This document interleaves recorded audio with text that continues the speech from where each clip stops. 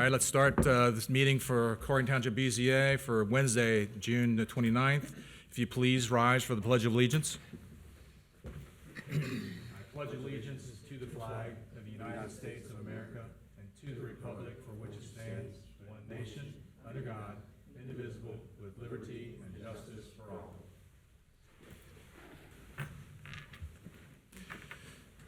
Okay, we will do a quick introduction of what's going to be to expect tonight. Thank you, Claire. For those of you not familiar with the board process, a brief explanation is in order. The sequence of events is as follows. Appeals will be heard first. Other business of the board will follow the hearing of the appeals. You're welcome to stay for the entire meeting, but you're not required to do so.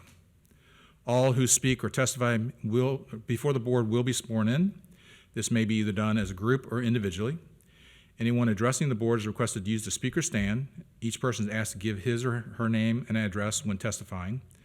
Our meetings are recorded, so anyone speaking may be cross-examined by an attorney. All documents, photographs, or other evidence presented for this case may be accepted by the board. The chairman will rule whether the additional items will be offered will be accepted or rejected. The person presenting each case may also withdraw a document. The zoning administrator or staff member will present a brief summary or statement for each appeal. Once the BZA staff presentation is complete, the appellant will have the opportunity to present their case. Following the appellant's presentation, the chairman will ask if anyone is in favor or opposed to the appeal, ask them to speak. In some instances, time limits may be placed on presentation. Next, the board will make a motion to close the public portion of the hearing. Then the individual board members will begin their questions. Board members may ask individuals who have testified to return to the speaker podium. Following the board's questions, a motion and a second will be made by the board to either approve or deny with the conditions or deny the appeal. The decision of the board is effective 30 days from the vote. Finally, with respect to the process and one another, it is paramount that we keep our cool and the deliberations for each case is taken very seriously. Likewise, it's expected that the respect will be accorded to everyone regardless of any emotion that may be involved. No disruptive behavior will be tolerated. This extends to all who have testified as well as the audience. Anyone being disruptive will be asked to leave the hearing room. I appreciate your attention. Next, we need to do a roll call vote, please. Mr. Bartol? Here. Ms. Owens? Here. Mr. Shupp? Here. Mr. Wilson? Is absent. And Mr. Roberto? Present. I see Mr. Wilson is absent. We are calling our alternate, which is Mr. Saito. Mr. Saito, will you please come be seated?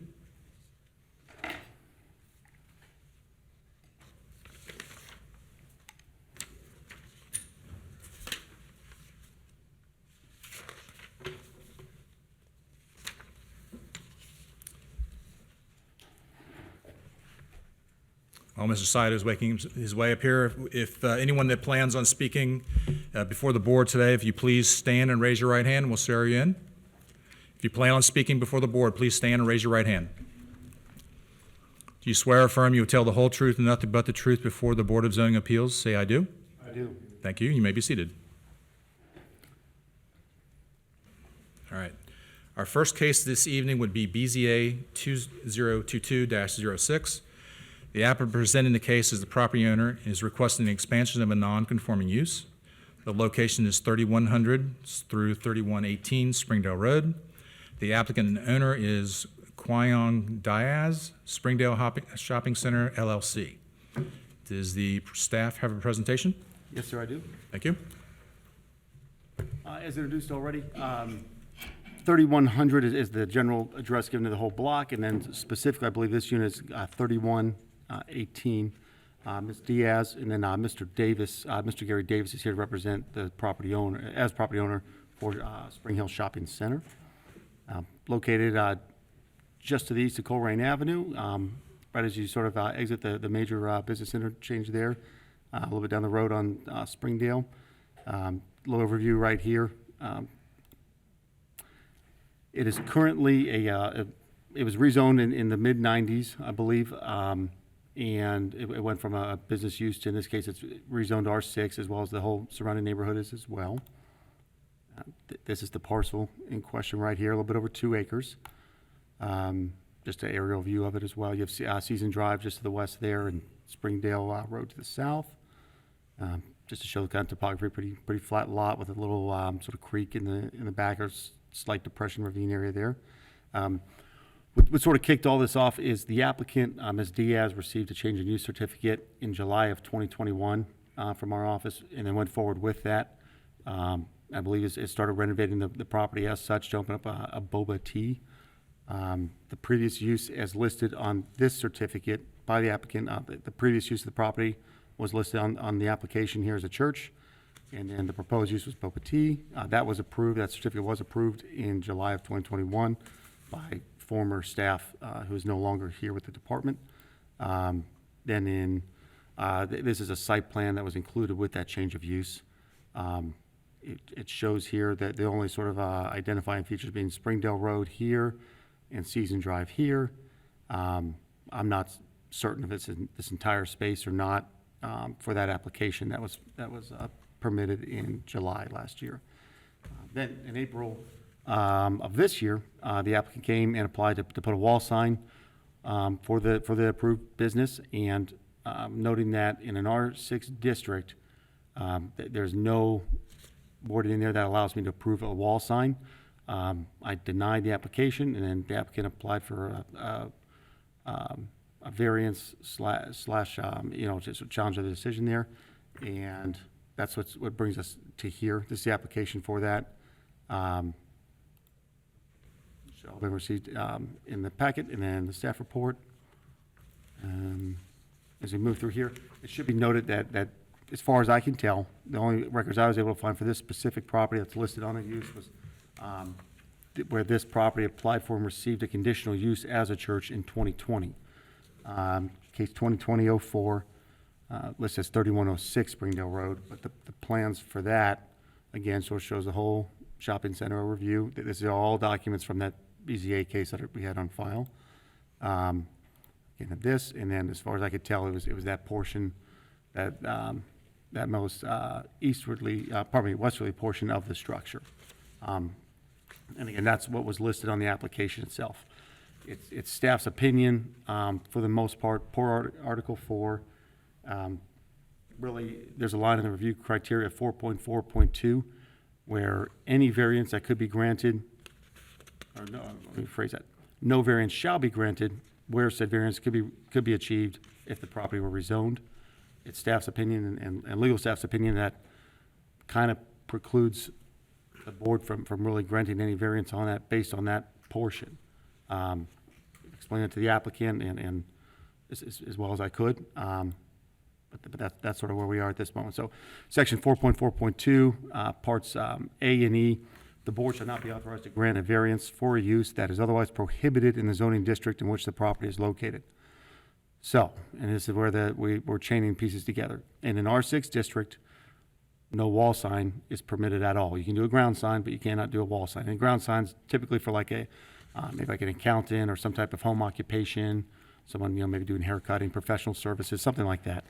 And then part E would be no variance shall be considered or granted by the Board of Zoning Appeals, which would allow a change in use of a parcel, building, or structure where such change of use could be accomplished by a redistricting of the subject property. That all kind of boils down to me that really the only thing to do long-term with the property is to rezone it. And then through talking with legal staff, what was the final determination then? Yeah, so the change in use was previously approved by former staff. That was not done by the current staff. So that was previously done. In this case, they're requesting a variance for signage. However, that signage per the zoning resolution is not permitted in the zoning district it is currently zoned as. So that's kind of where we're at here. And then moving forward on that, just to get to the other part that could, in my opinion, be applicable would be parts in Article 11 for non-conforming uses. Whenever you have a structure go from a non-conforming use to a sort of a lesser non-conforming use. So in this case, it was at some point, this whole thing was a business shopping center. At some point, as far as I can tell, and as far as listed on the application, it went from some type of business to a church, which is a more conforming use for a residential district, the church being a permissible conditional use in an R district. So that all works out. But where the problem comes in from what my interpretation of zoning code is, when you go from a church, trying to go back to any type of business at all, in this case, like the wall sign really being the only part we're talking about, I am not able to permit it by anything in the code here. And as far as I can tell, the board really could not permit a variance based on that specific reasoning. So if it could be achieved through rezoning the property, I believe it's my opinion and legal assessment that our hands are sort of tied on that. The code's pretty clear that we cannot grant a variance for that. And what's the current use of the building? I mean, the entire building is not a church. No, that's correct. And that's where I'm gonna say I personally don't know. I look at the only evidence that staff has is on the application where it says it used to be a church and now they're going back to boba tea. So that part is the only part I'm able to ascertain based on that. Anything beyond that would be out of my scope and would be a property or something like that. Well, I was on the board when we granted them to allow it to be a church. But that was also during the time of COVID, if I recall.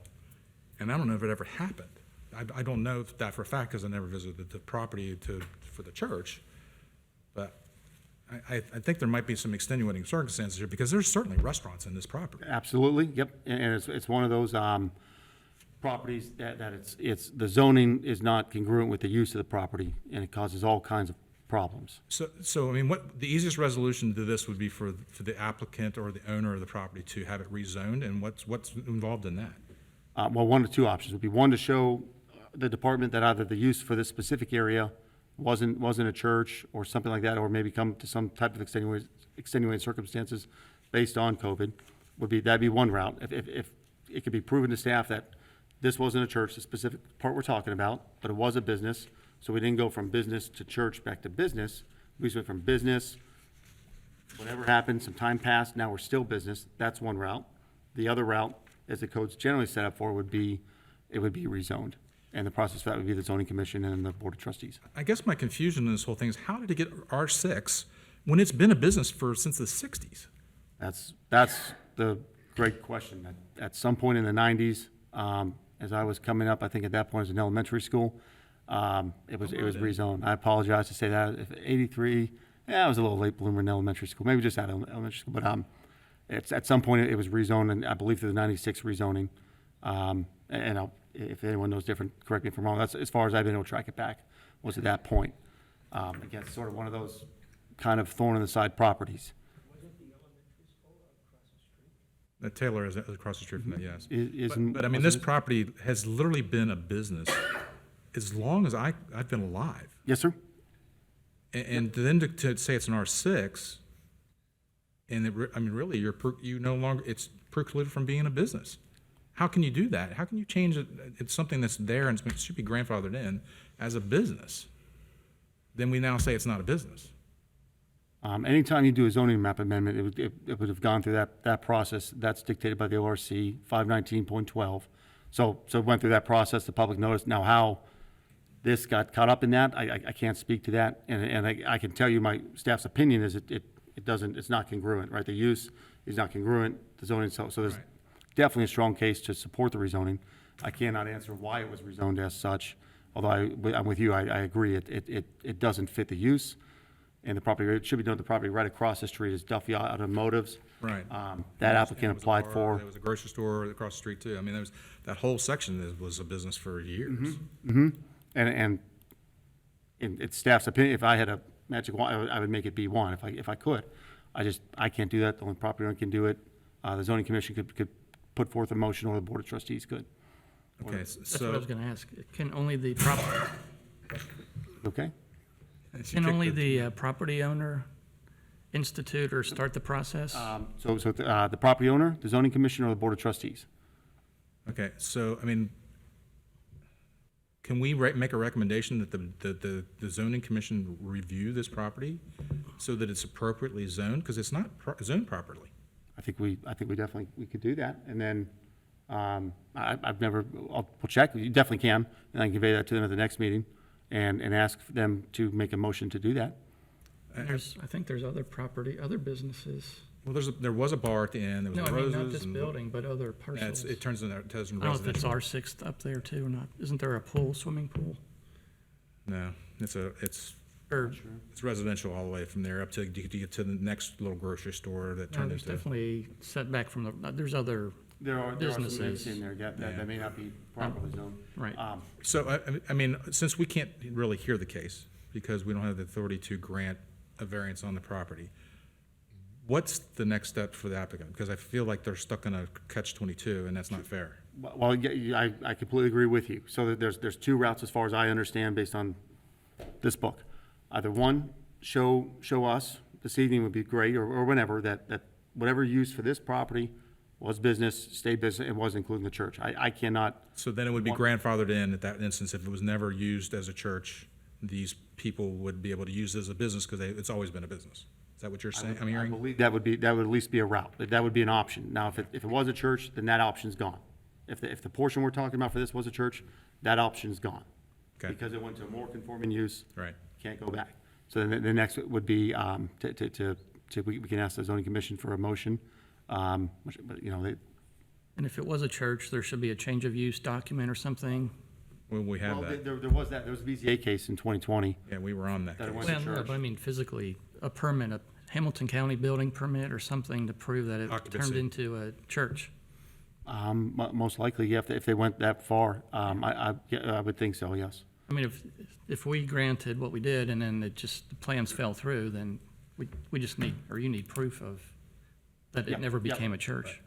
Yep, if we had some type Can't of just proof. lie in this instance, we want evidence. But, I mean, but I'm recalling that, I mean, I don't know if it ever became a church because I knew it was during the whole COVID thing and everything just stopped. Yeah, that was a unique time, and like you said, some very extenuating circumstances, and anything we could do to help, we most certainly would. And it's just as Sarah noted before, our legal staff, pardon me, noted before, would be that the change of use certificate was granted, and you could, I would assume, could still move forward with opening the business and doing that. It's just, at the moment, I just can't grant the wall sign. Okay, so she's able to operate as a business currently, okay. So it's right now, really, the issue is the wall sign. The wall sign, yep. All right, well, that makes me feel a little bit better because you can function at least. All right. All right, should we go through the process of having the applicant talk, or, I mean, okay. So is the applicant present? Mr. Davis?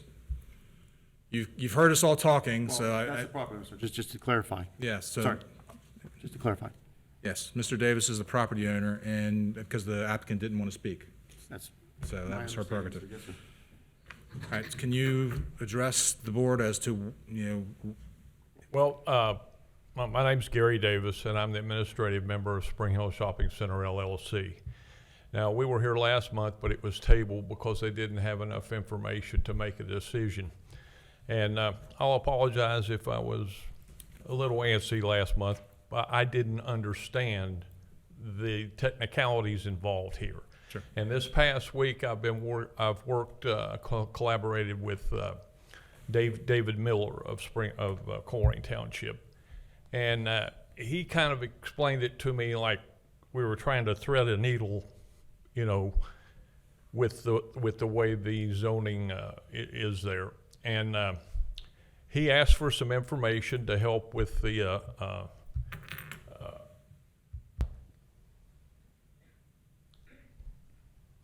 what's the word? with determining the situation at that particular room. So I got that information for him, which was the rental history of the room going back to Watson's Martial Arts, and they were in there. And then when they left, let's see, the name.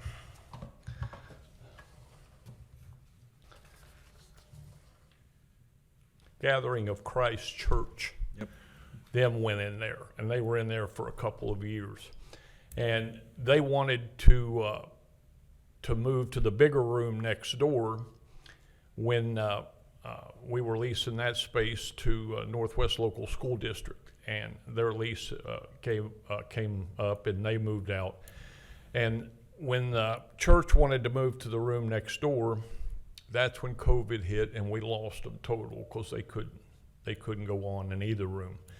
Then the 3118 room was vacant for about 6 to 9 months. I used it for some personal use because I had some death in the family. We were moving stuff around and stuff. At that point in time, the Diaz family came to me and wanted to lease that space, and that's Boba Tea now. And so we cleared our stuff out and we leased it to them. And they seem to be moving along okay, but time keep going by. And then they got to the point to where they want to put a sign up, and that's where we got to this. And Dave explained to me what the problem was. With the data that I gave him, the 2 years plus the 6 or 9 months that I had it, and the 2 years that Gathering of Christ had it, Gathering of Christ was not considered a retail establishment. And in the zoning laws, if we said over 2 years without anybody in the room, or in this case, somebody in the room that wasn't considered a retail establishment, then we would lose our designation. And that's where we're at. We've lost our designation. So then my question to Dave was, what do we do now? And trying to get a zoning change and so forth, he indicated to me that this was a problem that the township is working on, but there's no guarantee when it's going to be resolved. So he gave me 3 or 4, he was very aware of the circumstances there at the center. So he gave me 3 or 4 options that we could work off of. And pretty much told me we didn't have to come in here tonight because his feeling was they were not going to approve a sign permit due to this lapse in tenancy, so to speak. So he gave me 3 or 4 options to work with, and I got a hold of Emma, and I told her that we probably didn't have to come here tonight because they're probably not going to approve the permit. But we had some options to work off of, and her concern, I think, was she spent $400 and something, and she thought she was going to get a permit. And I said, well, I understand your concern. I says, but what I'll do is I'll help with the expense of some of these options so that you can go ahead and get open, because my understanding is she's approved to get open, she's just not approved for a sign. So I'm willing to help her get it to where people know she's there. We have on the road there, we have a 2-pole sign that has a board that's 1 foot wide and 8 foot long that has each tenant that's in the center. And I provide that for them.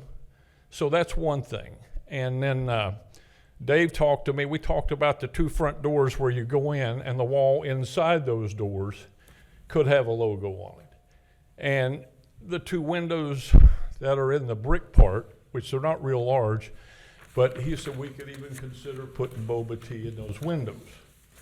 And I asked him a question, is a banner considered a sign? And he said he'd have to check that out for me. And generally when they let you put a banner up, it's not for a permanent use, but we could do that for a little while. And so these options that were given to us, I feel like we can move ahead and get boba tea open. And once again, I apologize for not understanding how complicated these things could be. But that's where I'm at. I really don't have any other questions. And maybe I do have one question, because under these circumstances, we lost our status for sign because we had 2 years of a church in there, and then about 6 months or 9 months more vacancy. And I'm looking at now, even though nobody's requesting a sign for the big room, and the gym is in there and they're doing their business, the fact that I had Northwest Local School District in there for almost 7 years, that would not be a retail establishment. So under this present set of circumstances, has that room lost its designation? That room being the Northwest? No. You said that room being the Northwest room, or Northwest School That's District. what used to be the Northwest room. which part is No, that's that? the very end, the 10,000 square feet, the biggest one, all the way on the end. Used to be the All IGA the grocery way, store. all the way on the west end, I guess it would be. Yeah, that big room. Was this the church, or what was this? Let me ask you, let's, No, they only, that never was a church. They never got in there. they never went in there. No, they never Okay. went in because COVID hit right when they were trying to get in. Okay, But before that, I had Northwest Local School District in there for almost 7 years. okay, And they weren't considered a retail establishment, I don't think. okay. So even though nobody has requested to put a sign up on that, I'm curious if that room has lost its designation also. Mr. Davis, really, the best solution is to come and make an appeal to the commission to have them change this whole property from an R6 to a B1. And then the entire facility, not just each little piece, would be designated a business instead of currently considered residential. It's zoned residential. So what you're saying to me is that I could apply for a zoning change to get it changed from R6? Yes. And what's involved with that? What? We can discuss that at a later point. That is an option. There probably some landscaping, stuff like that you have to look at. It's not a quick, it's not an easy process. I know it's not a quick process. That's why I was asking Yep, what's yep. involved. So, yeah. so it is involved, if that makes sense. The fact that the structure on the west went from, if it was school before, the conditional use permit that was granted in 2020 kind of supersedes all that. So it went from a less conforming use, any type of business, whatever, to a conditional use. A church in an R district is getting closer to a. That's an what approved- Dave yep. explained to me. Yeah, Dave The explained. problem is we can't go back from that based on the current zoning law. Like I said, there's and the current nothing zoning. pressing on this question right now. So just to recap so that I'm clear, we're probably not going to get a building permit here today. This would be a sign permit. We are not. Sign permit. You've I'm sorry, a sign permit. That's fine. We're just, But, we're not but even the permitted. options that Dave has gives us an opportunity to go ahead and get them open and let them be visible. Yes, sir. So nothing's stopping them from opening at Nothing this stops exact them from moment. opening. As That's- far as we can That's the part I manage to need to determine. hear. The only thing that we can't, just based on just these words in here, the board cannot even hear a variance on something that can be achieved if you were just to rezone the property. So like, So maybe in the future, we'll start working toward changing the R6. that would. And honest, Very good recommendation for you being the property owner. It would- yeah, speaking from a real estate perspective, and you have two realtors on this board, it's going to add more value to your property if it's designated as a B1 versus an R district. I'm 70 years old now. I don't know how much longer I'm going to be there, but I don't tend to go anywhere right now because like I said, we retired from our pizza shop last November, and I'm afraid to totally retire because I'm afraid I'll wither away to nothing.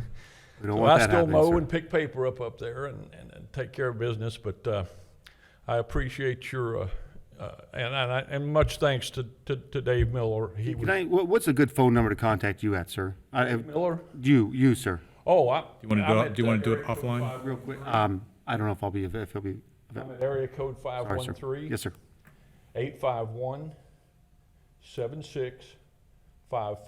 Perfect. Mr. Miller and I will reach out to you and we'll work on that. You'll probably get a recorder because I don't like spam calls, but I will return your call. Thank you, sir. Thank you, sir. Will we get any paperwork coming out of here tonight? Tomorrow I can send paperwork just saying that Get that to Emma. I can do that. Get that to Emma. Diaz, it'll so just she say we can were put not it able in her to file. hear the case. Okay. Thank you, sir. Thank you. Thank you. Ma'am, you didn't sign in to speak, so if you would like to sign in, you can do that, and I'll have to swear you in. I'll need you to sign in, yes, ma'am.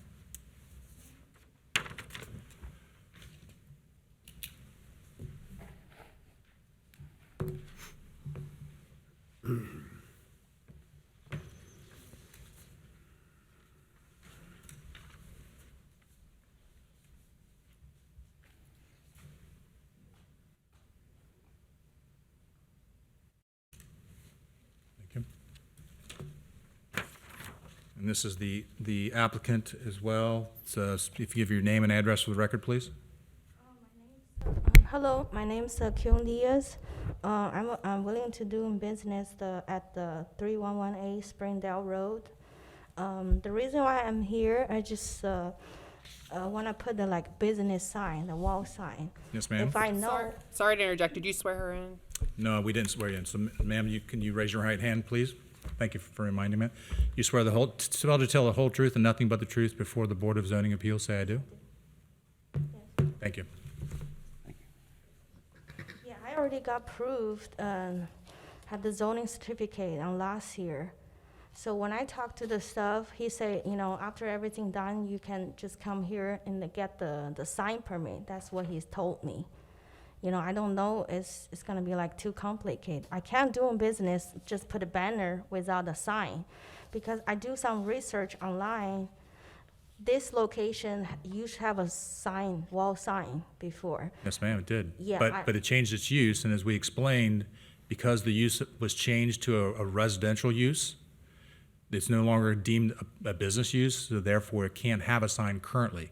That's why we're saying that the zoning needs to be changed, and the owner needs to have that zoning changed so that you can have a sign. Okay, so that means that I have to wait for the rezone the property? Yes, ma'am. Okay, but my concern is about all the business right there, the laundromat, the bar, you know, they have a like grocery store, everybody have the sign over there. You're correct, but your particular space was used as a church. But they don't have like any like certificate occupancy for showing that's a church before. That's the only one. We've had the owner just testify before this board that it was used for 2 years. So it was used in your space. They wanted to move to a larger space. So consequently, it was deemed an R6. So the church, do they have the like permit for like they can do in business over there, like beer Well, it wasn't a business, it was a church. So that's why you've lost the ability to do a sign in that particular space. Okay, that makes sense. So I don't know why I got approved this. I've been paying for the rent since last year, you know. I thinking I can put a sign when everything's ready, but you know, if I know it's R6 residential, I gonna move out a long time ago, you know. Well, unfortunately, that is upon the tenant to investigate those sort of things prior to purchasing it. Okay, thank you. Yes, ma'am. Okay, so what, do we need to make a motion on this, or what, so we need to make a motion that this is what? What's the motion? You can't hear. I mean, it would be a denial because we can't really do anything. So, all right, so can I have someone make a motion to deny this variance? Second, Do we need, Need someone to make the motion because I can't. make a motion to deny this variance. Okay, so for non-conforming use, okay. and I'll second it. All right, any questions, discussion? I see none, roll call vote, please. Mr. Bartol? Yes. Ms. Owens? Yes. Mr. Shep? Yes. Mr. Saito? And Mr. Roberto? Yes. All right, next case. BZA 2022-8. The applicant representing the property owner is requesting a variance for an accessory building and use. The property location is at 2379 Roosevelt Avenue. The applicant and owner is Edwin Dixon. Does the staff have a presentation? Yes, sir, I do. So sort of moving a little bit further east, it's not even showing up on the map there. Right on the eastern edge of the township, just south of 275 is where we're going to right now. Here's sort of a little overview of the general area, just an aerial photo there. You see Roosevelt Avenue, Hamilton Avenue, just sort of walking the sector just south of the sheriff's office there. Working a little bit closer to the specific property. Everything around there, all zoned R6. Here's the parcel, just a little close in view. It's a double parcel. Survey was done, I believe in maybe 2019 or 2021, very recently, to combine these parcels here, as listed here. Just to try to give a brief overview of the properties here. Here's the survey I just mentioned before to combine the two lots. And then here's just sort of the topography of the property, nice flat piece of property there. The proposed plan is to construct a 22-foot by 40-foot accessory structure, which should equate to just at 880 square feet for the footprint of that structure. Here are the plans that were submitted to our department. You can see it's going to be over on the western and southern edge of the property there. On this one, really, the only issue arises that section 10.2.1, part A, and then get down to number 8, no accessory buildings may occupy more of the lot than the footprint of the principal building. So in this case, being zoned R6, principal structure being the home itself, there's already an existing accessory structure on the property there in this sort of south east corner there. And is listed out in here. It's just the accessory structure is proposed on the plan, estimated to be 365 square feet. And with the existing structure, the footprint of the home being 975 square feet, the applicant's requesting a variance of 270 square feet from section 10.2 there. And then just the variance review criteria. The board should not be authorized to grant a variance for use that is otherwise prohibited in the zoning district in which the property is located. The board may authorize a variance when such variance will not be contrary to public interest, where owing to special conditions, a literal enforcement of the resolution will result in unnecessary hardship, and so that the spirit of the resolution shall be observed and substantial justice done. And then the Board of Zoning Appeals may impose such conditions and restrictions upon the property benefited by a variance as the Board of Zoning Appeals may deem necessary to comply with the standards set forth in this section, to reduce or minimize the impact of such variance upon other property in the neighborhood, and to further the purpose and intent of this resolution. And Part D, no grant of variance shall be authorized unless the Board of Zoning Appeals finds that such variance from the provisions or requirements of this resolution will not be contrary to the public interest, and owing to special conditions pertaining to a specific piece of property, the literal enforcement of the provisions or requirements of this resolution would cause unnecessary hardship. The Board of Zoning Appeals may attach thereto such conditions regarding the location, character, and other features of the proposed structure or use as it may deem necessary in the interest of the furtherance of the purposes of the resolution and in the public interest. And in the final part, no variance shall be considered or granted by the Board of Zoning Appeals which would allow a change in use of a parcel, building, or structure where such change of use could be accomplished by redistricting of the subject property. I will stand for all three cases tonight. I will not read it each time if that's okay with the board. Staff findings are the current use is a permitted use in the zoning district in which the property is located, that being R6. It is staff's opinion that the granting of the variance requested will not be contrary to the public interest. For Part C, reference the conditions recommended below, but that's just staff's opinion. By all means, the board could apply any other conditions they see fit. Part D, applicant's justification letter would cover the necessary hardship. And then Part E would not be applicable as an accessory structure is a permitted use in an R6 district. Based upon those findings, is staff's recommendation for approval of the request and variances from section 10.2.1, Part A, subsection 8, with the following conditions being none. Concludes staff's report. Thank you very much. Does anyone have a question for staff? Mr. Brodel?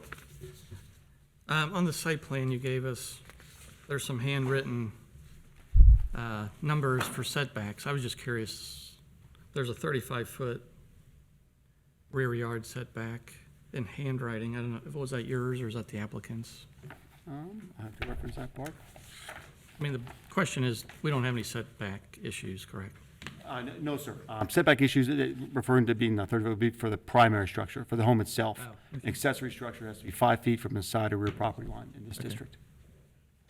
All right, thanks. So no issues with setback at all for the accessory structure, sir. Thank you, and I should have clarified that. I apologize. And I also, it was noted that the accessory structure could not be larger than the primary, and I note that it's 880 versus the primary being 975. So that's not an issue, is it? Well, there's this, The one structure itself is not, no, sir. The combination of the two. Oh, okay, so when we add the two, the total can't be greater than the main, okay. Yes, sir.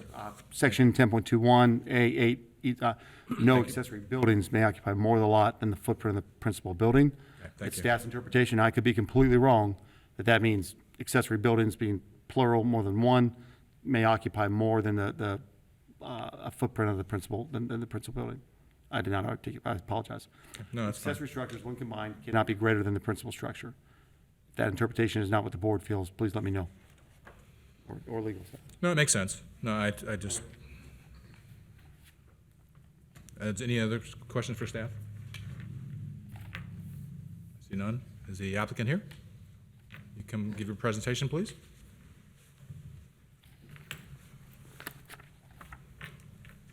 How y'all doing? Good. So, Could you state your name and address for the record, please? yes, Edwin Dixon, Jr. Address in question is 2379 Roosevelt Avenue, Cincinnati, Ohio, 45239, Thank you, sir. or 31. So, pretty much, I actually, unlike the other applicant, I purchased this property in the intent to put, a garage on the land, originally. And the last administrator, when I did get it, it took me some time. I had a property for like 3 years or so. When I came in there, he gave me a couple stipulations what I could. My original plan was a 30 by 40 garage on there, and that's kind of to be on the parcel. When I let him know that, he gave me the stipulations of what I couldn't do. So just like how you clarified, I made a building like 880 because that's where I came with the 2240 at. Another thing he told me, I would not be able to put that garage on a separate parcel number. I would have to conjoin them at the Hamilton County downtown. Right. So I did that, and also, so he gave me no stipulations, and I had to tell him. So during this process of going through with this, I went through the process. What I was supposed to do is let him know what my garage size, what I was doing for the property.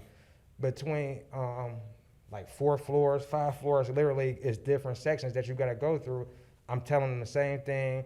But also before that, I needed to get a land surveyor also because that was who's gonna originally approve it, be able to put the plan together and put what I needed to do. So I did that. I got all that situated. I got the trees on there you see trees. Them are no longer there. Kind of got it cleared out. So this has just been a little bit in the process. So fast forward to this time, I get everything together, get my builder, get his architect, draw out the plans and whatnot, and I come and give him the money. He signs off on the permit and whatnot, and of course I get a back saying that it's been denied, pretty much. Actually, one of the zoning administrator, Jared, right? Yes, sir. Yeah. So I met with him, Mr. Steven Springsteen, and went over the options and whatnot, and at the time, of course, they gave me another set of stipulations. Totally different from what I had before. And so, according to Article 10.2.1, number 8, of course, you just went through the whole thing. But now, the little drawings on the schematic that you see, the builder actually put that there. So that was him one of my stipulations was either I can conjoin the properties and then I can make the garage any size that I really wanted to. Okay, or tear down the accessory garage, the other one that's behind the house, which, it's not even a garage. It don't even have a garage door. It's got a 36-inch door on it. It's basically an oversized shed. And my last option, of course, was here. The reason why I couldn't do those two options, because if so, when I first came down here, because I just wanted to make sure I could, and like I said, I get the second, other stipulation. That might have been fine for me joining the house and doing that if I hadn't remodeled, like it's a process, like 3 years literally trying to prep and get ready for this very situation for this garage, only to have it denied, and me now I'm about to be like 2 months behind, and winter is about to be coming, and may not have a roof. But I could have decided to do that, or the existing structure, the accessory building, I could have tore that down too, because at the time it was dilapidated, had a hole going straight through the roof. It was about there. But unfortunately, I done fixed the wood, I done did a roof, I done insulated and drywall. So now it's just like, that's, it's unreasonable. But again, I just I actually literally came down here and he told me what I can do and what I couldn't do, and he gave me second stipulation. But now I come back and I get everything. I'm like $17,000 already that I already got invested and got monies down, and I have nothing. And you know how much it costs to be able to file an appeal here, but this is like at my last, the property, if you look at the property, it can only do nothing but enhance, bring property value, and it's not like it's gonna be an eyesore, and again, it's gonna continue to put, I take pride in my, property and whatnot, so it's only gonna do nothing, but, it's really not, trust me, where it's at right now, it's gonna do nothing but enhance the property value, or at least the curb appeal, I can tell you that, so, and lastly, I appreciate the time. Just wondering if, I don't think it's anybody here in that area is gonna, complaining about a building. I gave all my information to Mr. Jared, so that's my case. Thank you, Mr. Dixon. Good. Yeah, you can sit down for the moment. Thank you. Anyone else speaking in favor? Someone, is there Skip Adams that signed up? Someone speaking against? Okay, and if you would like to speak to sir?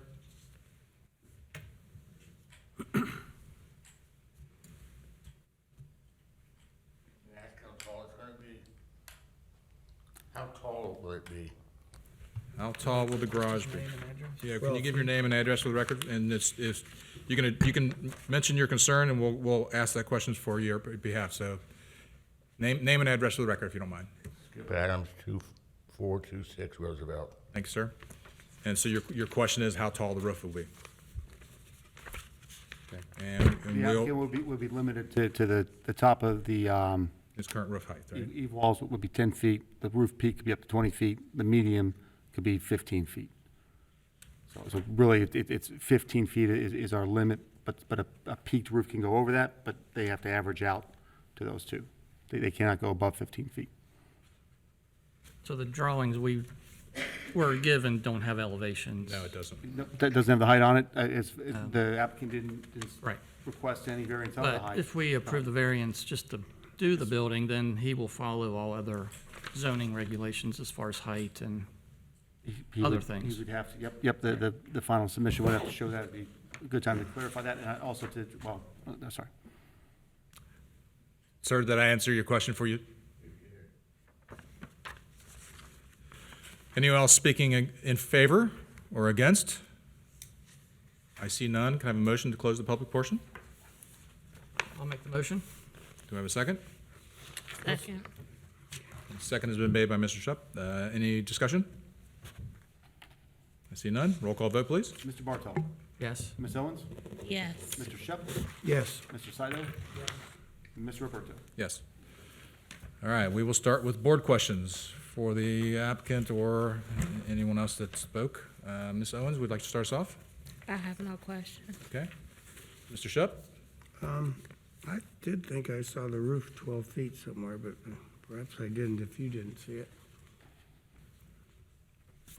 I guess we could ask the applicant. Well, you can ask the applicant. That's a great question.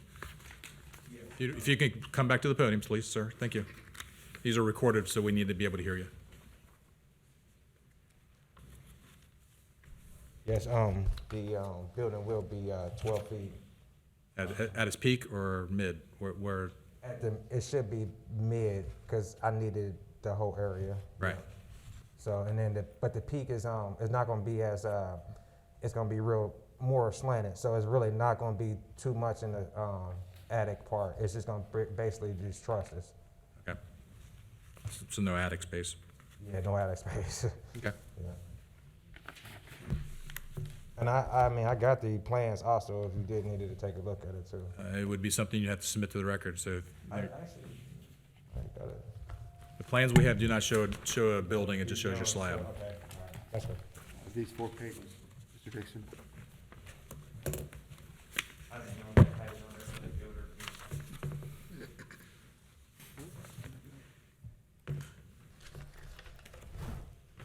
Are these I see none. Yeah, I couldn't find them on there. So you're saying that the Yeah, it's, top wall roughly 10 feet, the peak somewhere 14, something like that? Yes, Either way, they can't exceed 10 and 20, so you're, no, yeah. yeah, no, so- nowhere, no. Yeah, nowhere so near, you're yes, you're yes, limited to that, so. yes. Okay. All right. Any other questions for the applicant? No, thank you. Mr. Bartle? No questions. Mr. Saito? No questions? I don't have any questions. I would suggest, though, when you're coming in for these things, is to have a drawing showing what your final product's gonna be. That just helps you out. Yeah, I thought that was part of the, yeah, okay. That's fine. All right, do we have any other questions? I see none. Would anybody like to make a recommendation? I'll make a motion to approve the variance as presented. Okay. Do we have a second? Second. A motion and a second's been made. Any discussion? I see none. Roll call vote, please. Mr. Bartol? Yes. Ms. Owens? Yes. Mr. Shep? Yes. Mr. Saito? Yes. And Mr. Roberto? Yes. Your application's been approved, sir. You have- Thank you. It'll be, Thank you very much, thank you. All right. You're welcome. you're very welcome, sir. Thank you.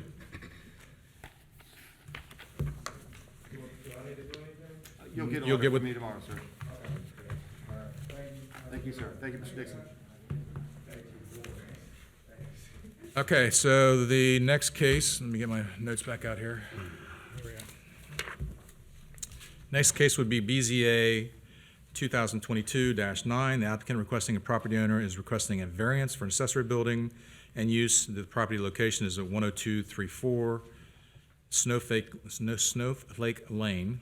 The applicant owner is Spencer, Gregory, D, and Tiffany D. So it's last name first. Does the staff have a presentation? I do, sir. I apologize for not having the appropriate comment in there. My bad on that. I'm having a tough day today. I apologize. That's quite all right. Their names are on there, so that's good. So it's sort of similar side of the township, kind of the east side here.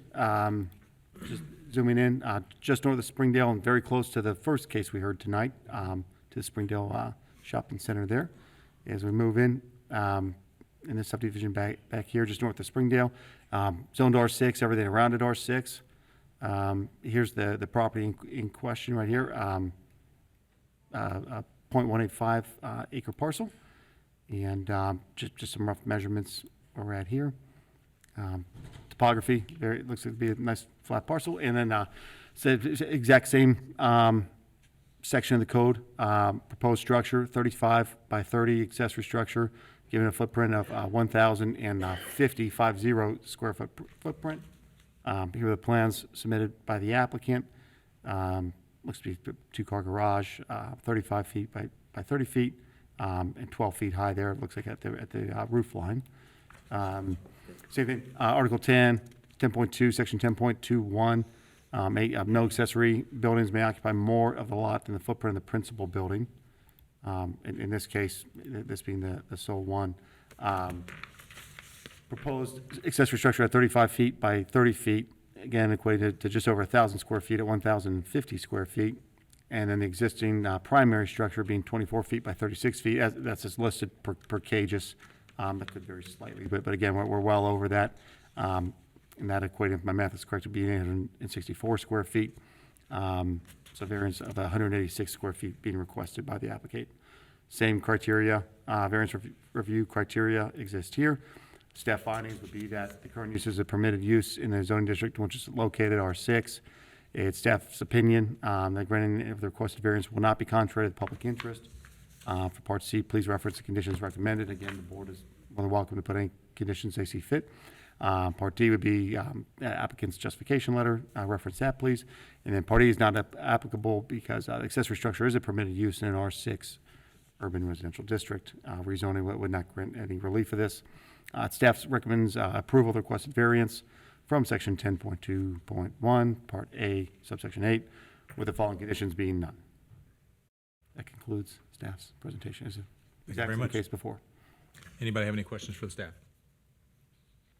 I see none. Is the applicant present? Yes. Would you like to come and give your presentation, please? I did swear you in, correct? Yes. Thank you.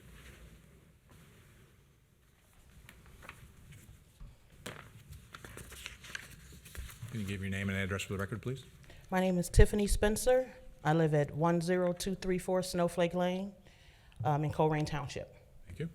Okay, I'm speaking today on behalf of myself and my husband.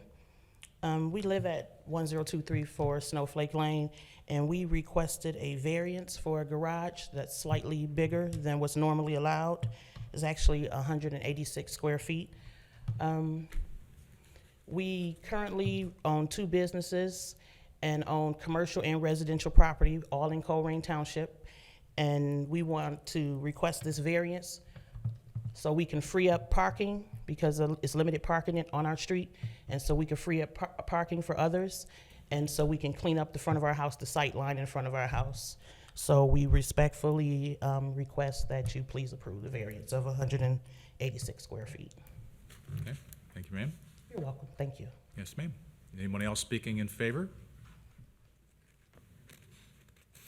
Anyone speaking in opposition? I see none. Can I have a motion to close the public portion?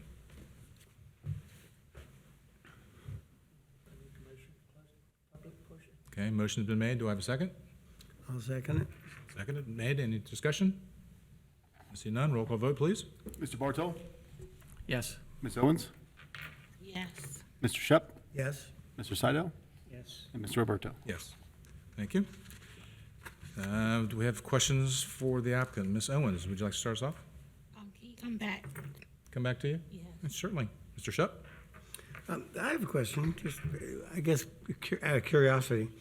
On the drawing that I have in front of me of the location of the garage, it appears the garage is off-center. And I just, is there some topographical, topographical? So if you're going to speak, please come to the podium. Thank you.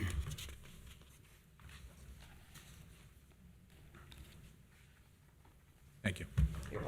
Yes, we have the garage, where we plan to have the garage off-centered and not directly lined up with the house, because our driveway, if you're facing the house, is on the left side. So we want to be able to continue that driveway right on to the back into the garage. So it's kind of angled so your driveways can, Right. Okay, without the driveway, I just didn't get, I didn't understand the logic, that's all. We just thought it'd be easier to get to the garage. That's all I have. okay, Mr. Bartle? Well, first of all, so that photo, what are we looking at there as far as behind the house? This is an aerial photo from Cages to show the property lines, and it's my understanding that's a foundation. I should say, based on this aerial image, it looks like a concrete slab, I should Right, say. it's a concrete slab. And that's where you're gonna build? Right, it's slightly bigger than the garage. That way you could be able to walk around it without walking on the grass if it's muddy. But that's where we plan to build the garage, on top of that slab. Okay. Okay. I don't want to open a can of worms, but I thought I heard you say something about a commercial business, and I don't necessarily want to say, is that even allowed? But I did.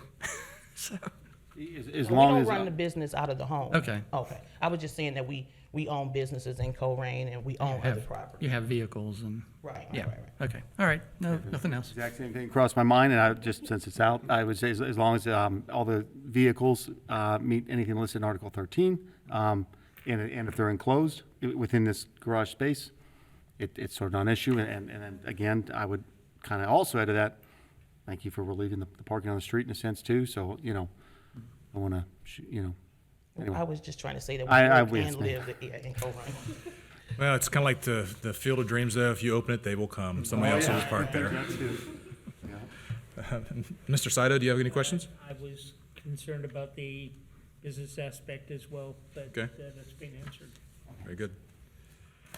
Any other questions, Ms. Wil- Honestly, that was my question, is commercial vehicles is not what you're storing them there, but the business is not necessarily there. We're storing our personal, that garage is just for personal use. Okay.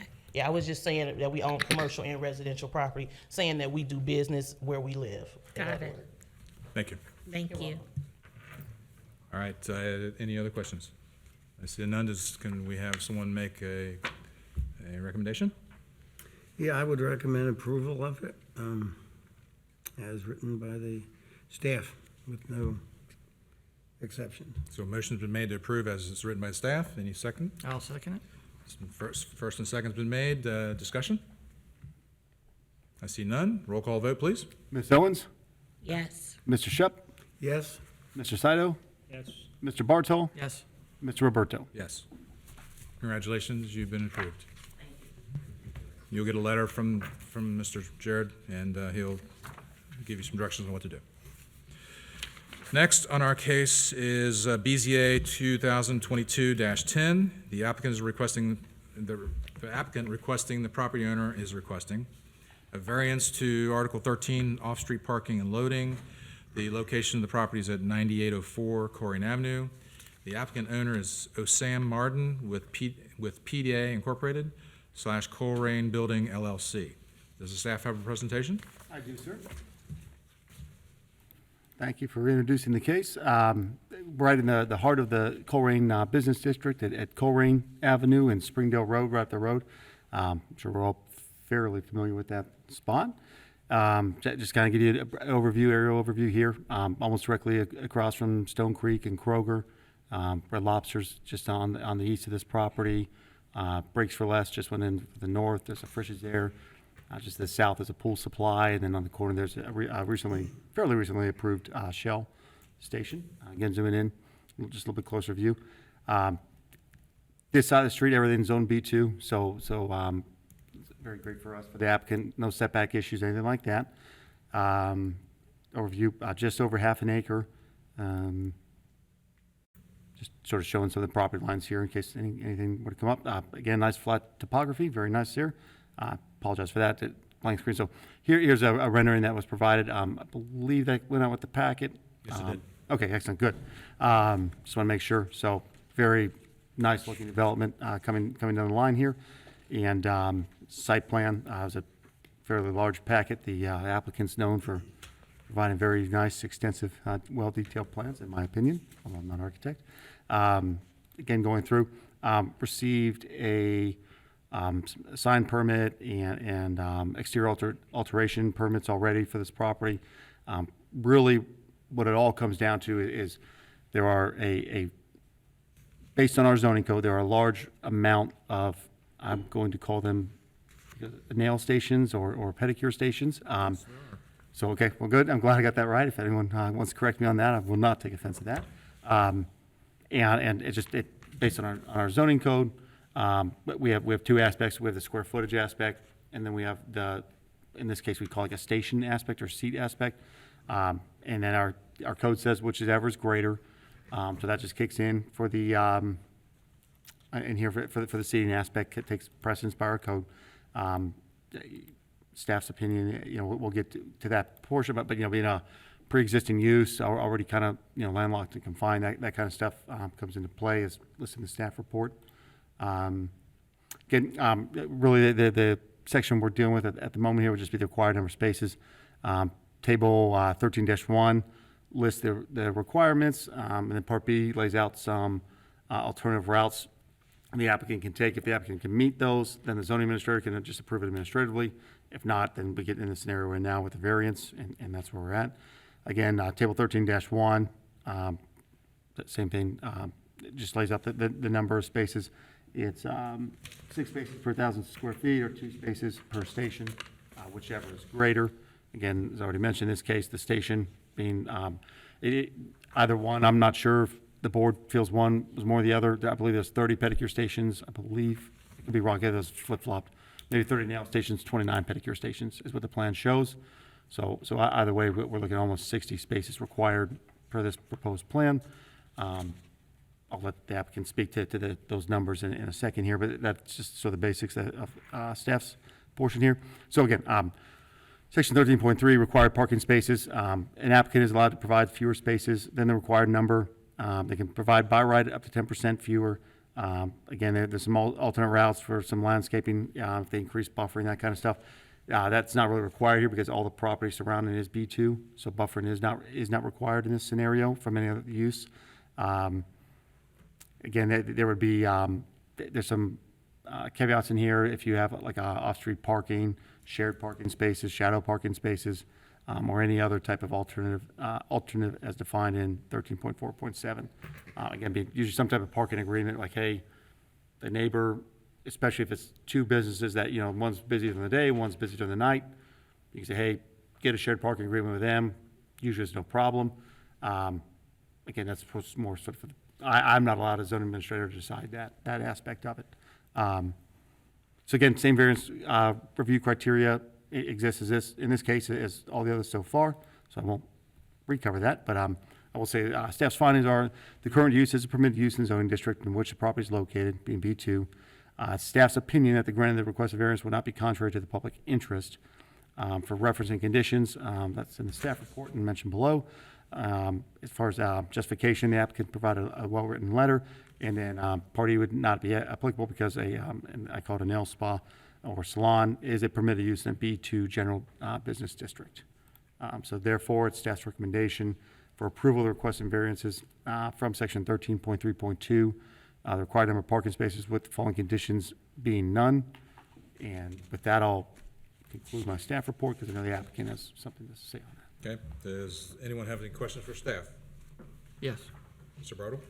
Just one more time, because I didn't see it in the staff written report.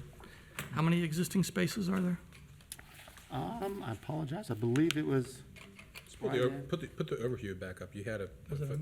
I had a photo. I thought I wrote down the total. I apologize in the staff report.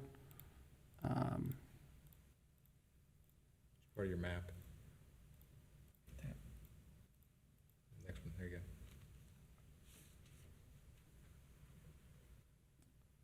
That's not part of their parcel though. Where? It's somewhere between 30 and 33. Okay. They join up to Red Lobster, which is what you currently have your marker set on.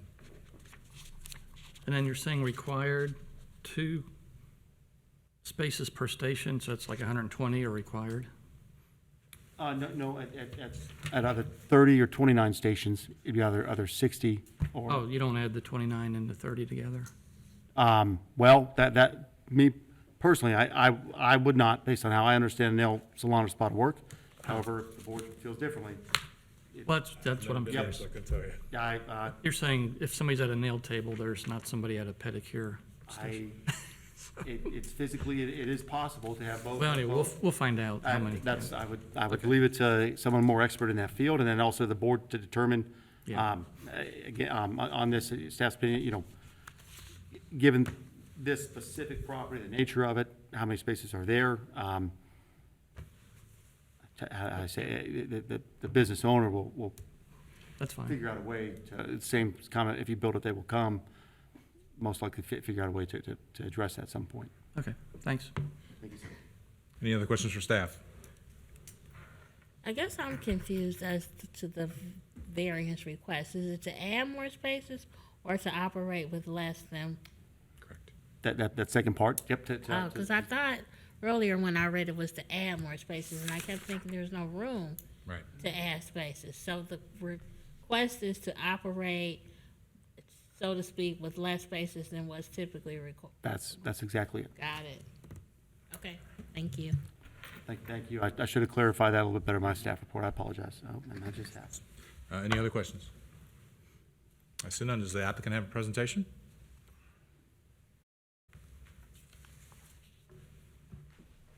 Jared, is it possible you can bring that back up? Or we time out? Man, this thing. Just use your imagination, guys, right? Let's see here. If you do some of your fancy talking, if you would, sir. Let me see if I can. OSAM Mardin, Professional Design Associates, 3627 West Fork Road. All right, so just to kind of expound a little bit on what Jared was presenting, there's a few things that I really want to hit on that present the hardship for the client. One is that it was previously a nail salon in one space, and the adjoining space was a hair salon. Both of those spaces combined were about 3,550 square feet. That is all he's taking up with this proposed nail salon. So it's going from one salon use to another salon use. It's not a change of use at all. It's not an expansion at all of that use. As was noted by Jared and the board, we're landlocked. We can't add more spaces if we needed to or wanted to. So we're not changing a use. We're not denying that it would be nice to have more parking. We just can't do it.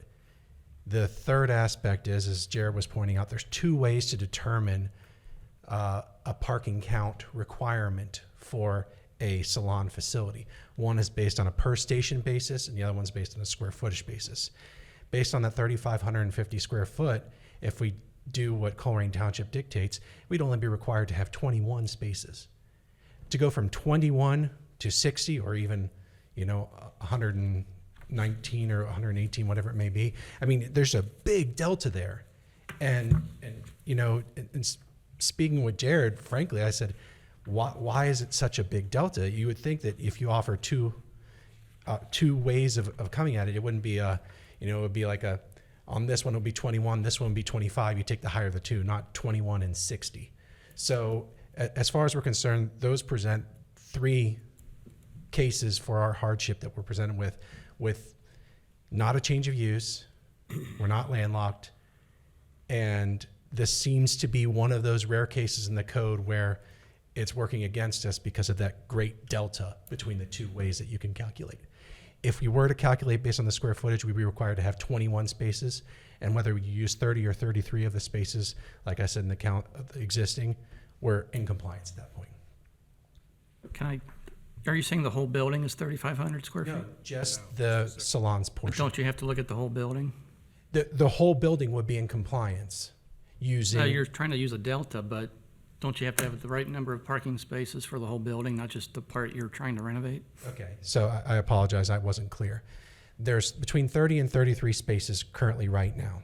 If we were to use the square footage allotment for salons, then the 30 to 33 would be adequate for the entire building. 21 would be all that would be required just for this salon space. So whatever's remaining, whether it's 9 or 13, it would be more than adequate for the other retail spaces based on the Colerain zoning code. Does that make sense? Yeah, and we'll come back to questions anyway, so right now is his presentation. Okay, I'm sorry, spoke out of turn. No, you didn't, we did, so I'll forgive you if you forgive me. okay, perfect. So yeah, the parking spaces that are there right now were serving the hair salon and nail salon that were there previously, along with the other tenants when it was a fully operational center. Okay. Unless there's any questions for me, that's all. We'll come back to questions in a second. Thank you. Anyone else speaking in favor of this application? Anyone speaking against? I see none. Can I have a motion to close the public portion? Motion to close public portion. Do we have a second? Second. First and second has been made. Any discussion? I see none. Roll call vote, please. Mr. Bartol? Yes. Ms. Owens? Yes. Mr. Shep? Yes. Mr. Saito? Yes. Mr. Roberto? Yes.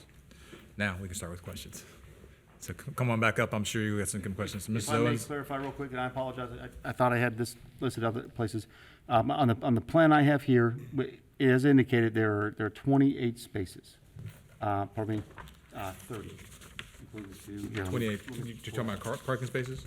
There are 30 on my plan, but if you go by the aerial and count all the Okay. ones that were designated in there, there's 33. So there's a discrepancy between my drawing and what the aerial shows. Okay. We'll go with the grader. All right, any questions for the applicant, Ms. Owens? Are the other tenants staying? You're just taking up the two.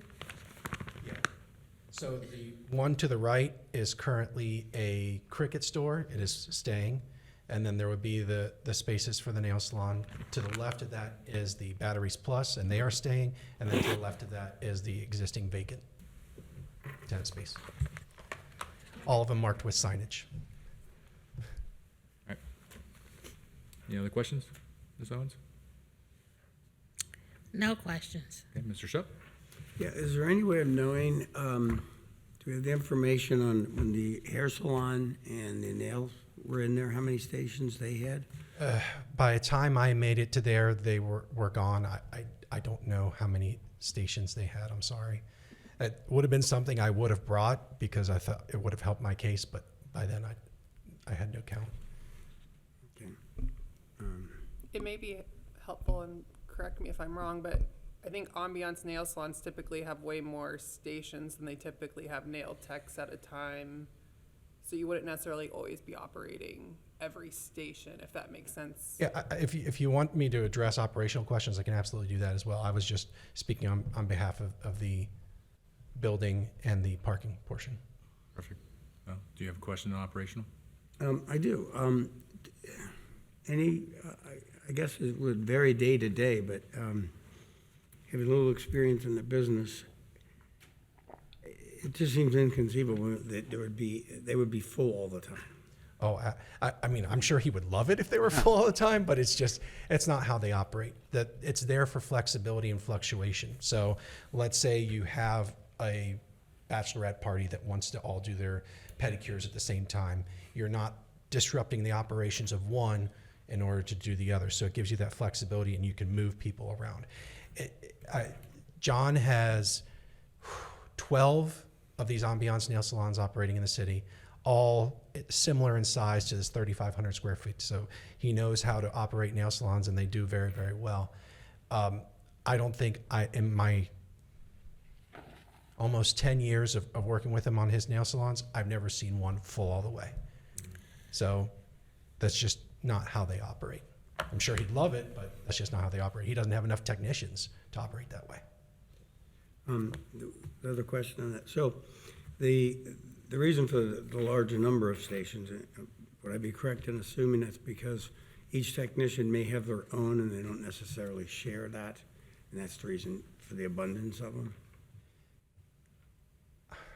Honestly, it's one of those things where whenever I've come into doing these designs, he has a certain methodology to design where we approach it, and we say we want to get this ratio to this ratio.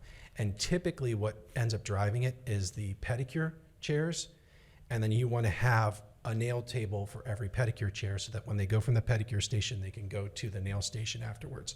As far as why he has so many, my understanding is that it's a accommodation of groups, right? So if you want to, you could have a group of 6 next to each other or in a row. If you have enough people, you're not putting them next to each other, you're allowed to space them out, but it gives you the flexibility to accommodate people in both ways. Is there a tried and true absolute, this is the reason why they do it? No, it's just a multitude of factors. Okay, I was just curious. The intricacies of the nail salon. Yeah. I don't really have a question. It's more of an observation or just an observation. I'm familiar with the ambiance nail salons, and they can get pretty crowded. I was actually surprised to see that one of them was going in this particular space because of the parking. So I do know that when you go, most of the time there is not some party at every station, but it's still pretty quiet. The closest one that you have, pretty crowded. The closest one that I can think about to here is Brentwood. Correct. And Brentwood is in a huge shopping complex, and that's more than 33 spaces when they're at capacity on a Friday or a Saturday. Ambiance nail salons can be pretty crowded. And so we're saying even if there's not a nail tech at each one of these, if this is similar in size and structure, you're saying that these 28 spaces should be able to accommodate a packed house?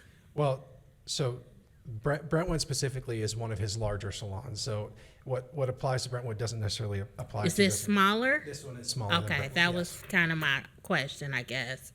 And one of the things that Jared was kind of hinting at is that, if he doesn't have enough parking for his clientele aren't going to come. So if it doesn't operate with the number of spaces, he's either going to find more parking spaces or he's not going to have the clientele. So if it does end up presenting a problem, it's a problem he's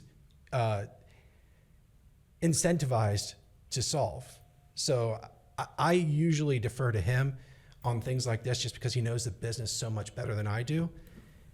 But he bought this building, and he doesn't just want to be a tenant. He bought this building with the intention of putting his salon in the place of these 2 salons. And so he knew how many parking spaces were available when he bought it. I sincerely doubt he would have bought the building if he didn't think he could operate with that number of parking spaces. Yeah, in all fairness, the other tenants that operate that space are not here, But when I first read this, I thought that those tenants were leaving. But now knowing that the batteries and bulbs is staying, and Cricket, and Ambiance, it's not my place. Like I said, the other tenants aren't here, but that is a concern. Well, and something to keep in mind, they are low volume tenants. They'll have a car come up, they'll take care of them, and then a car will leave. It's not like they end up having a backlog or multiple customers at one time where parking would be a concern. So from a building owner standpoint and a tenant standpoint, they are ideal neighbors for that nail salon just because of their needs as far as from a parking standpoint. Okay, thank you. Sure. Is there a rear entrance to the facility because of people parking in the Red Lobster parking lot? They could come into. Hold on, let me address you, okay? So, Mr. Saito, would you like to ask a question? Sorry. Is there a rear entrance to the facility to enter the facility from the parking lot? Employee entrance, yes, but not a customer entrance through the rear. The idea is that our client did approach Red Lobster and is working on a parking agreement with them, but he didn't want to be hamstrung with a decision forcing him to get the spaces, because then he loses negotiation power. Okay. So he does want to have that flexibility to gain those additional parking spaces for his staff, et cetera. Any other questions, Mr. Saito? No, thank you. Mr. Bartle? Well, similar question. So I guess we're not going to get an answer on how many customers are in the space at one time, but I would have concerns also about if I'm one of the other tenants and that front lot is full and I need to get a bulb, I'm probably not going to go there and shop there. I'm not going to park in the back. I'm just not. And I agree. So, I mean, I don't know how you're going to solve that. If we grant the variance and the salon moves forward, there's a chance some of these tenants could be run out of business. Now, there are shopping centers where you have designated spots for certain tenants, and I've seen that on Springdale Rd and some other places. So potentially one of my stipulations would be there are designated spots, 2 per tenant or whatever, where they are given the right to park in front of their businesses. Otherwise, I don't think it's going to happen. Time limit on it, something like that. No, just you go down to, I don't know if it's Subway or somewhere, but somebody's got signs that say parking for so-and-so only. I get what you're saying. Also, are there ADA parking spaces in this lot? Pardon me? ADA spaces?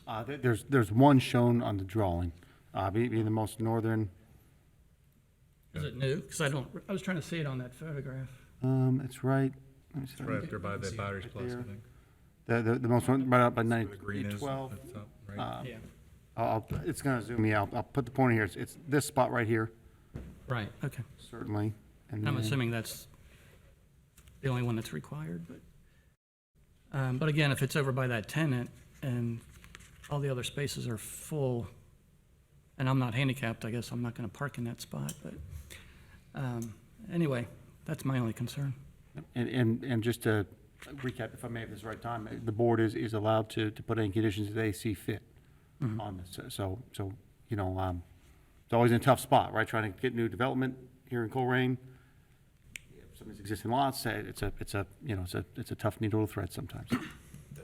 I would like to reiterate that he is also the owner of the building, Yeah, not and just the that- tenant. yes. So once again, just like it behooves him to operate in a way for his own business successfully, he's not going to want to operate so his tenants go out of business and he has an empty shopping center.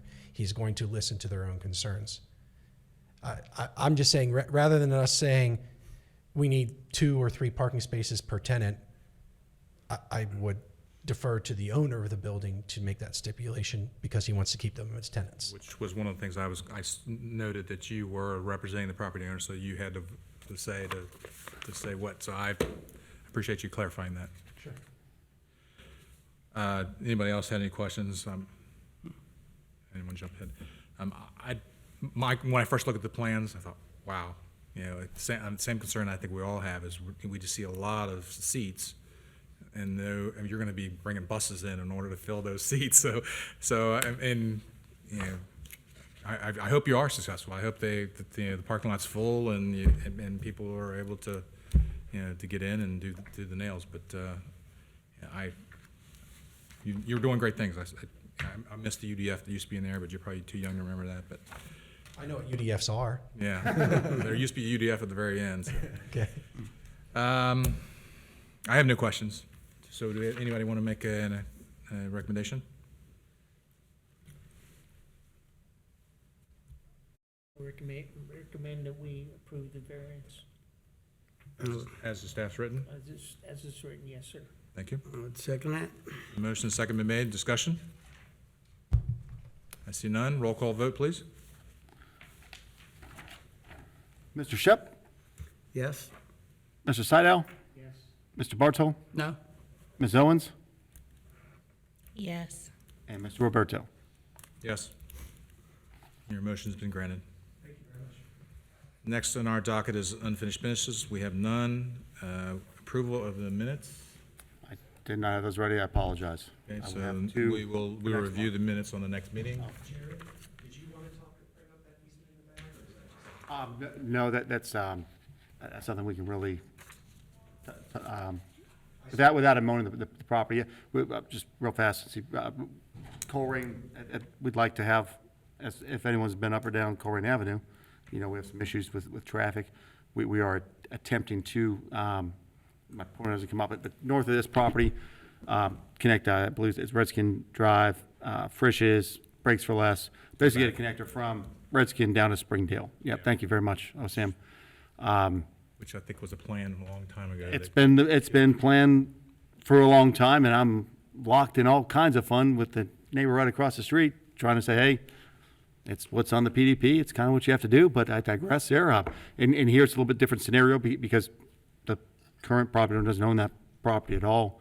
And as far as I can tell, it would definitely benefit him greatly, the Right. current property owner, to have a road going through there. In and out, yeah. Yep, anything that comes to the board, at least while I'm here, or to the zoning commission for the property just to the east of this, which I believe is Red Lobster's. Yes. It will be a condition of mine saying, we got to get some better access for all of the township through this portion. So hopefully at some point we'll get that through there, and it'll kind of change the whole dynamics of that area. It's been a very ambitious goal for quite some time, but if it comes across while I'm here, if it comes to the board will see it. If it goes to the commission will see our recommendation to put that in. In this case, I can't imagine a scenario where the current property owner wouldn't want that. He's in support of it. I just wanted to throw our support officially. Appreciate that. Thanks for bringing that up, so, sorry. No, it's quite all right. For fun zoning, behind the scenes action. No, it's fine. So approval of minutes, we're going to get the minutes next meeting. Are we having a next meeting on July 24th, 27th? We are. There's business for that. Okay. And do we have any administrative matters? Just want to touch base, the Ohio APA Citizens Planner Training Course, the Board of Trustees did approve the funds for that, so I'll be signing up. All the members indicated they want that being present, being Mr. Shupp and Ms. Owens, and then Mr. Wilson wanted to, but he's not present tonight, and Ms. Schaefer left, so she was in the email, so I guess she didn't want it, but you'll be signed up and registered for it as soon as I can get everything, get the credit card, basically. So I don't recall seeing that, but I would like to be signed up for that if I. I threw a couple extra in there, thinking we might have some so I'll put you on that as well. Thank you very much. Thank you. Any other? It's a hot item. Sorry, I'm sorry, I shouldn't. Did you say that was an online thing? It is all online. Yeah, I went on there to sign up for it, and it asked if you were part of a group, and that's when I come back and asked you about it. Okay. 'Cause at some point, will we have a name of a group? I'll get everyone signed up. Thank you. I do have this sheet that is right now. I'll use let's see, Mr. Bartol, you saying you might be on the fence about it, but Ms. Owens, of the two email addresses that I have for you, I won't say them on the record, I'll email you. Just indicate which one you want me to use to sign you up. If you want the one ending in gmail.com or the one ending in ja.